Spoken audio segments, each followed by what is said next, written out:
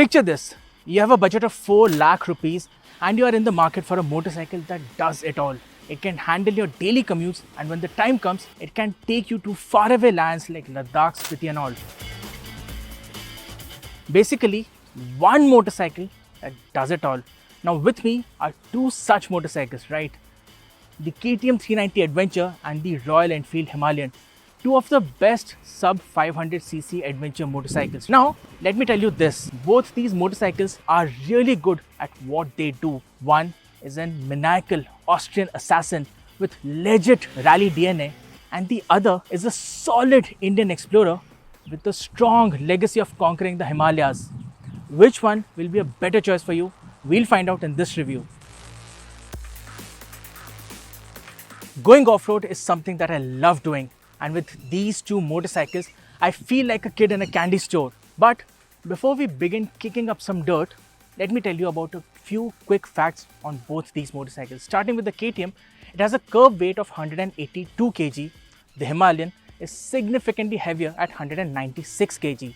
The KTM 390 Adventure has a seat height of 830 mm, and the Himalayan has a seat height which ranges from 825 to 845 mm, right? Both motorcycles get 21-inch tubeless spoke wheels up front and a 17-inch unit at the rear.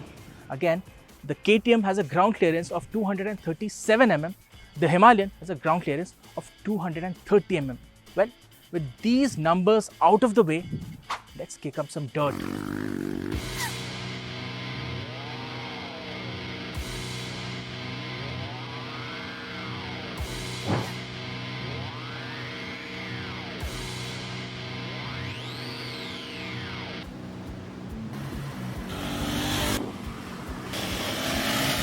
So how do both these motorcycles perform off-road? Let me tell you about the KTM 390 Adventure first. It is 14 kg lighter than the Himalayan. It's significantly easier to handle when going over the rough stuff, and it has a narrower waist. Also, it has a single piece seat, so moving around is very easy.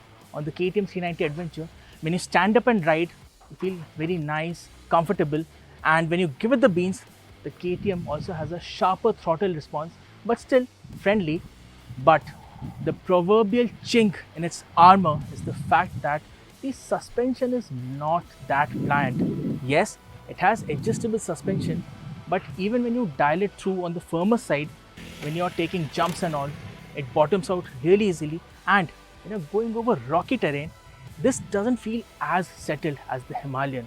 So that's the chink in KTM's armor, but overall it feels easier to manage, has sharper brakes as well, and of course lots of electronics on offer like switchable ABS, switchable traction control, which save you from falling over.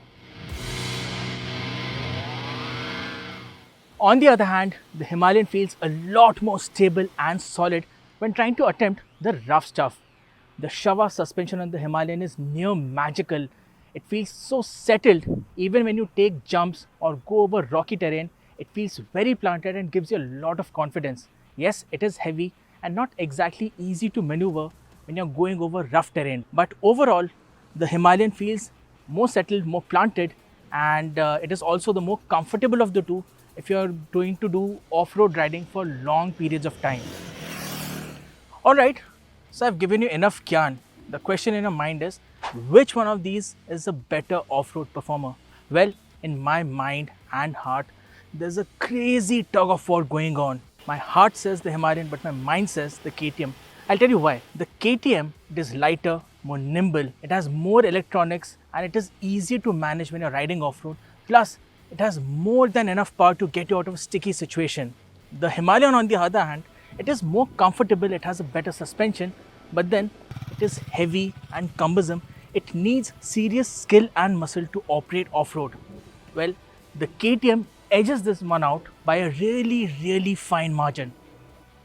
The KTM 390 Adventure is powered by a 399cc LC4C single-cylinder engine, delivering 45 horsepower at 8500 rpm and 39 Nm of torque at 6500 rpm.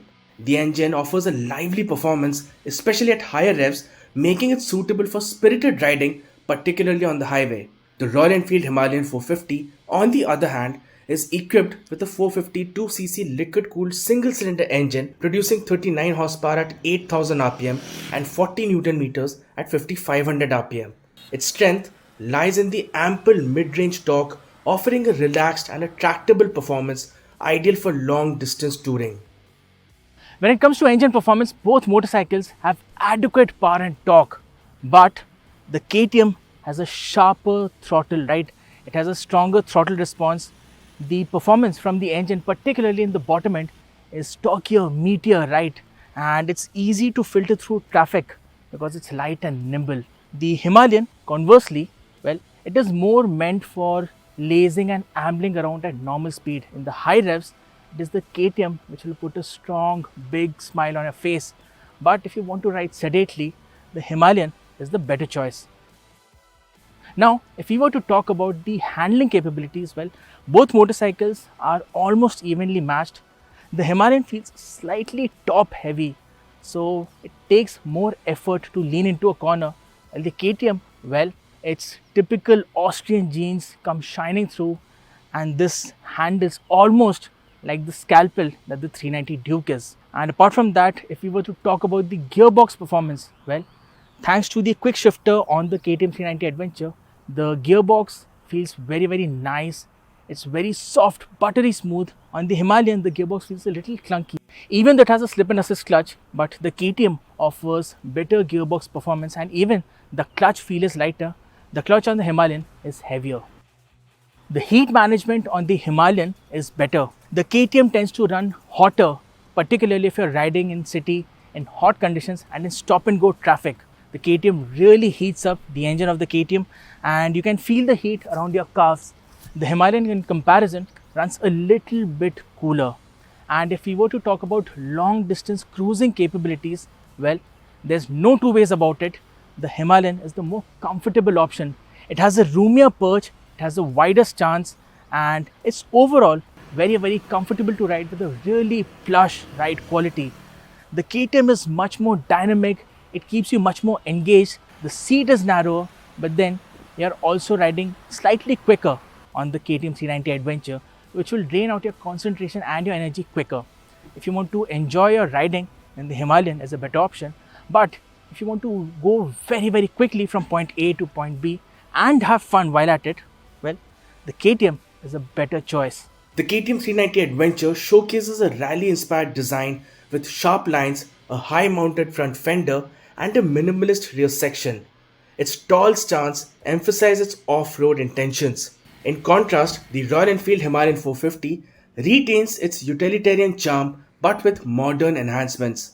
The design is more subdued, but it comes across as a bigger motorcycle than the 390 ADV. The focus is on touring, so the seat is comfy, the riding stance is upright, and there is provision for mounting luggage. While the KTM is lighter, but thanks to its plastic parts, it is also the buzzier of the two. You will feel the rattling more prominently on the KTM than the Himalayan, which hardly had any rattling despite racking up more kilometers on the Odo. The KTM easily edges out the Himalayan in terms of features. To start with, the KTM 390 Adventure gets cruise control, which is a boon on long rides. There's a 5-inch rectangular TFT console along with Bluetooth and app connectivity and access to all the riding modes. The controls are far more intuitive, and KTM also allows you to switch off ABS and traction control entirely. The Himalayan, on the other hand, has a circular TFT dial and offers Google Maps integration, but that is not entirely feasible. The KTM 390 Adventure is a tech-laden, very focused off-road machine capable of tackling tough terrain, and also if you throw in the advanced electronics and its light and nimble handling, it makes for a very good buy in the sub 500cc segment. But where it loses out is the price. At 3,68,000 rupees ex showroom, it is almost 70,000 rupees more expensive than the Royal Enfield Himalayan. But there's a twist. If your primary focus is touring on a motorcycle, then you also have the option of buying the KTM 390 Adventure X. Same engine, 19-inch front alloy, less electronics and less weight too. And also the price drops by 70,000 rupees, which means the KTM 390 Adventure X is priced at 2,90,000 rupees. Conversely, if you prioritize comfort and long distance touring, because remember, the Himalayan gets a much bigger fuel tank than the KTM 390 Adventure. Also, it's much more comfortable. The suspension is really plush and it's priced at 2,98,000 rupees for the top spec variant, right? So overall, well, if you want hardcore performance and off-road capability, is the KTM 390 Adventure, which should be your choice. But if you want a motorcycle which is meant for relaxed riding and touring, then the Royal Enfield Himalayan makes perfect sense. Do you agree with me or not? Do let me know in the comments below. What are your thoughts on both these motorcycles? You should tell me about that as well. Well, this is me, Kingshuk Datta, signing off from NDTV Auto. Make sure you share this video with your family and friends, and those particularly who are in the market for a budget off-road motorcycle. Till then, take care, ride safe, and I'll see you soon in the next video from NDTV Auto.